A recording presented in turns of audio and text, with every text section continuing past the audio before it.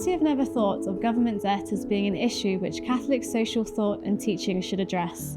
And yet government debt has led to hyperinflations. Burdens have been transferred from generation to generation.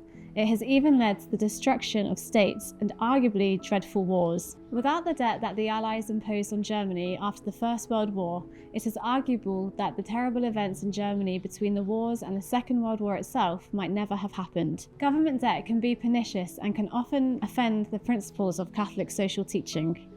Government debt is not a new phenomenon.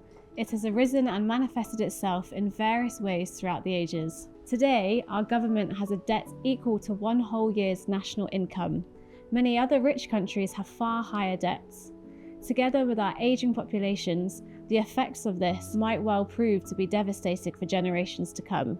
Government debt is often thought of as simply a paper transaction. It is often said that we all owe it to each other, so it does not matter. This is not the case. When governments incur debt, they impose an obligation on future generations of taxpayers to pay interest to those who have lent to governments. Such interest payments in the UK are already far above several core government budgets. They are a real burden which lead to extra taxes or reductions in other forms of spending. How might we view this through the lens of Catholic social thought and teaching? One key principle is the virtue of distributive justice. As Pope Francis has pointed out in relation to the environment, it can offend Catholic principles of distributive justice if one generation acts to impose costs on future generations. This happens when governments incur debt as a result of taxpayers being unwilling to pay the taxes that are necessary to fund the everyday goods and services they demand from government through the ballot box. Of course, not all debt is unjust. It is not unreasonable for governments to borrow to meet the costs of unusual events, such as just wars or pandemics, as future generations will benefit from the nation averting the national emergency. This is especially so if the common good of the whole community or human dignity is under threat from invasion or disease. Similarly, governments borrowing to provide infrastructure or to make other investments from which future generations will benefit can also be defended using Catholic social teaching principles of distributive justice. However, Western governments have been building up debts, not just to address events such as pandemics, but in normal economic times too. The US government, for example, has run deficits in 60 of the last 69 years. The Italian government has not run a surplus since the Second World War.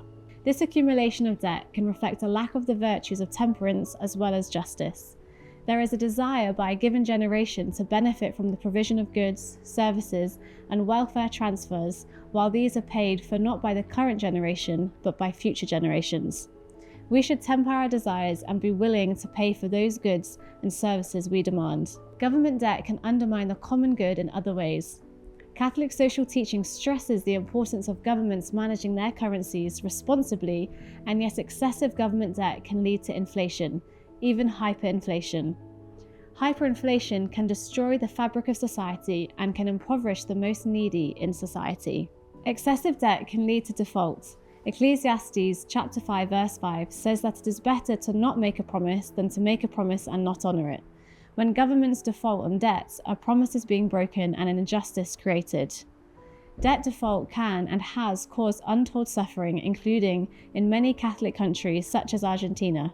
It can make the job of promoting the common good impossible for governments as different interest groups fight, sometimes violently, for diminished resources. Proverbs chapter 22 verse 7 describes a debtor as being enslaved to the lender, and this often happens in the case of government indebtedness. Countries have disappeared as a result of indebtedness. More recently, many would argue that in the Eurozone crisis, countries such as Greece and Italy effectively had policies and governments imposed by international bodies over the heads of the people. Debt impairs the ability of government to promote human dignity. It prevents the government serving the people and the common good. It can lead to governments serving creditors instead. The political voice of the next generation is weak, indeed non-existent. They have no ability to have an impact on decisions taken by society and influence policy. Our children, those born and those yet to come, have no direct voice in the decisions of governments which continue to borrow and to spend. If we are to act in the political sphere to promote the common good and not our own interests, this must include promoting justice for future generations.